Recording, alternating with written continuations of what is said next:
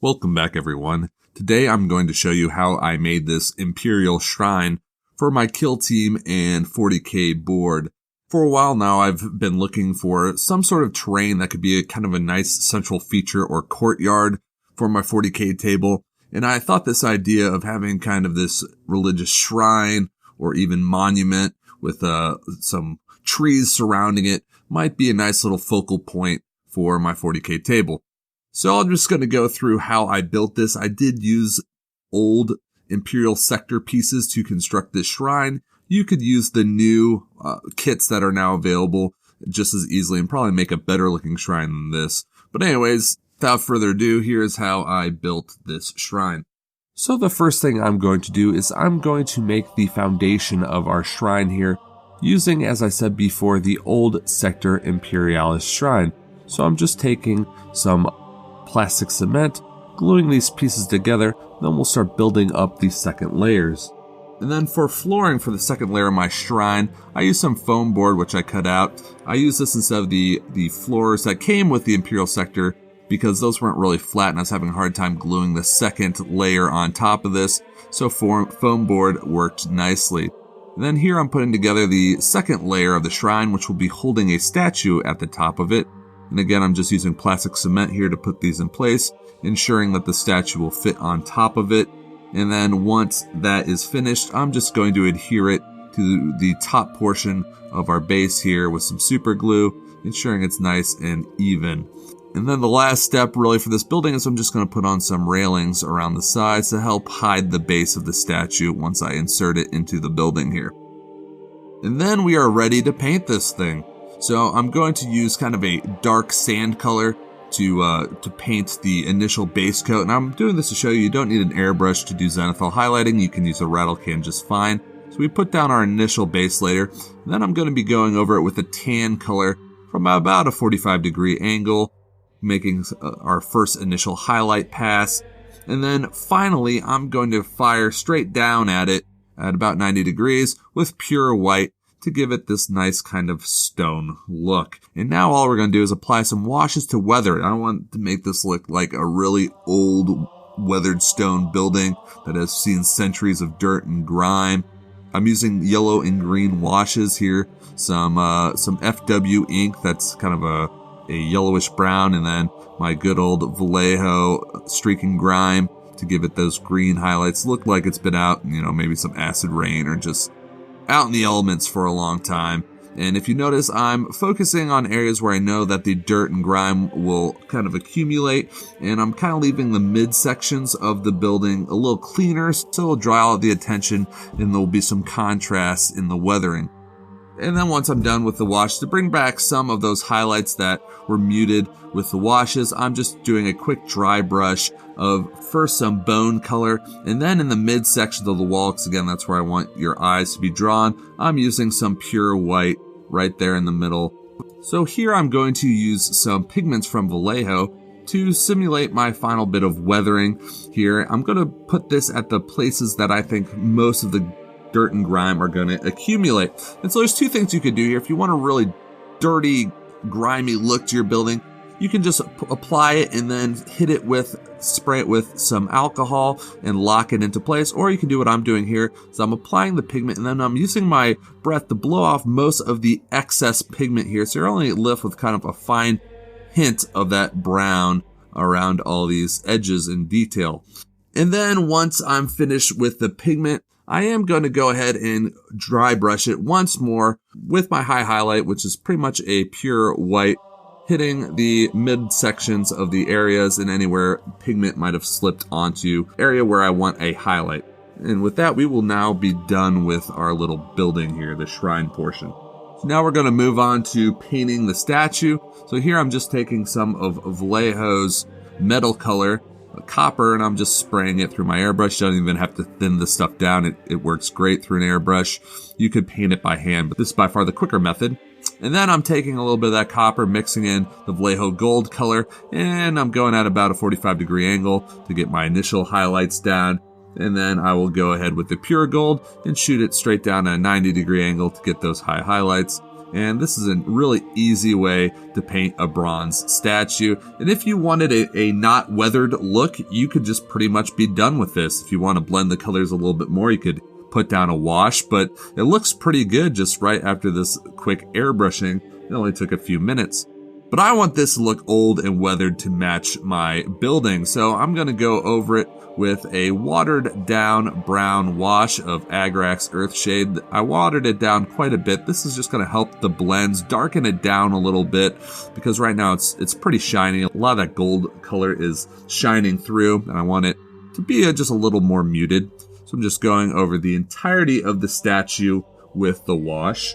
And now that the wash is dried, I'm going to add a little bit of some green patina to the statue using one of Vallejo's technical paints. And I'm putting this in all the recesses and around his eyes, under his lips, anywhere where I think that maybe water would gather and you get that kind of oxidation that you see with bronze statues. And this is a good way also to draw some nice contrast, and it does make it look nice and aged. So a nice, quick, easy way to paint a bronze statue without spending an eternity really going over the details. And if you really want to dirty them up even more, you could put some of that pigment that we use on the building around the areas where you think dirt and grime might accumulate, and that would look quite good as well. But here I'm just doing a quick and easy job. All right, so now we're going to prepare the base for our little statue shrine. And so I'm taking here, for the first time, just some hardboard, which is really thin. And to keep it from warping, I'm adding some watered down PVA, putting some weights on it and giving it about a day to dry. We're going to see how that works. I've never actually used this hardboard for basing. Might not work, but I thought I'd give it a try. And now that our base is dried, we're going to start gluing down the different elements of our shrine. So here I have some tiles, which I just got at a hardware store. I thought they'd be a nice little walkway for our shrine. And I put them around, glued them down with some PVA. And then here I'm using some super glue to glue down some trees and to glue down the shrine itself. And what I'm going for with the scene with the fall colors and this dirty old building is to kind of show the empire past its prime, a place that might be conquered or falling to the enemy and it's in disrepair. And I'm also going to put a lot of dead grass around there to just give a nice kind of somber vibe to the whole scene. And now I'm going to go and add my earth, my ground, to this piece of terrain, and I'm using some air dry clay, and I'm just placing that all around. Again, I like using air dry clay because as you can see, your fingers create nice little undulations. It looks like some nice uneven ground, and I'm even using the clay to act as the grout between the tiles here. Air dry clay is great because you can use it for so many different things in your terrain building. And all you have to do too is if you get some excess clay somewhere, just wipe it off with a paper towel and you're good to go. It won't stain it or anything like that.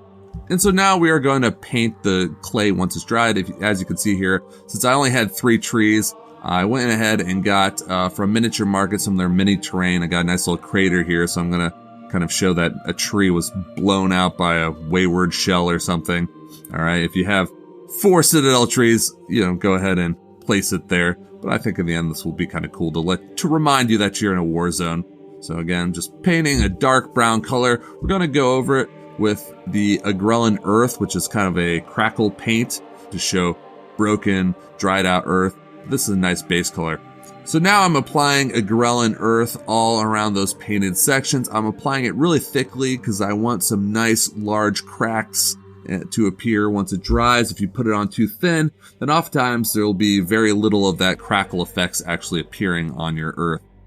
And now after that crackle paint dries, I'm going to dry brush it with a brown gray color. Oftentimes when you see dried up ground, it has a really gray sort of tone to it. So this will be a nice mid-tone. It has some brown in it, but it's also a little lighter there and a little gray. And then as the final high highlight, I'm going to take some straight, just graphite gray and dry brush that over the top to again simulate some nice dried out, cracking, decrepit looking earth.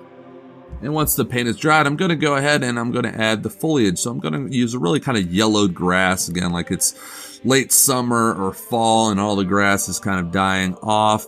And I'm just applying some watered down PVA. Then I'm just adding the static grass with just my fingers by pushing it down. There's not really enough room for a static grass applicator to work. But again, I want kind of sparse vegetation, so having a less dense grass here actually works to my advantage.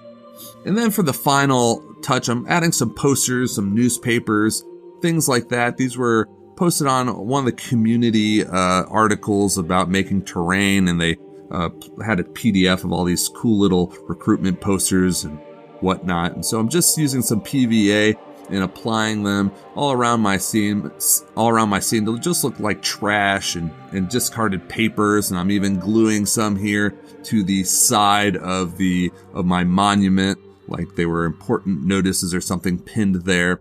And if you want to look really weathered, apply really watered down PVA, and that'll make the colors in the posters kind of run and fade.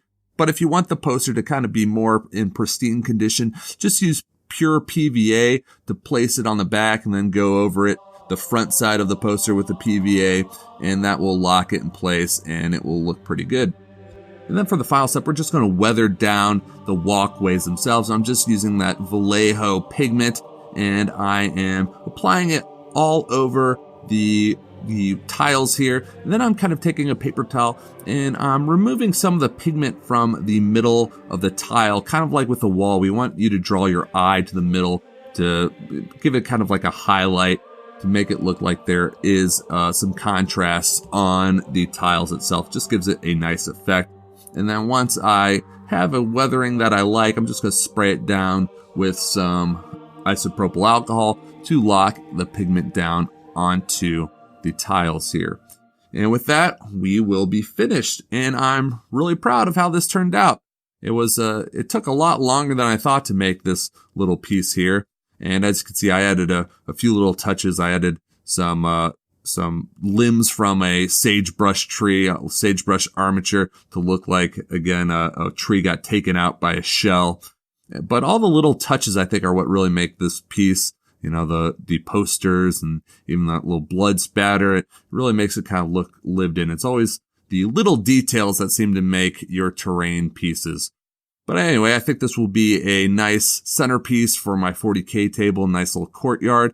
And even in Killteam, there's enough kind of terrain, enough trees in the building itself to provide some nice cover. I can always add some barrels and things to the walkway. Anyway, I hope I showed you could do some really cool stuff with the 40K terrain pieces. You don't always have to just do what's on the box art. You can really follow your imagination and come up with some cool scenes on your own. If you liked this video, please hit that like button, that subscribe button, and I will see you guys soon with a new video. Take care.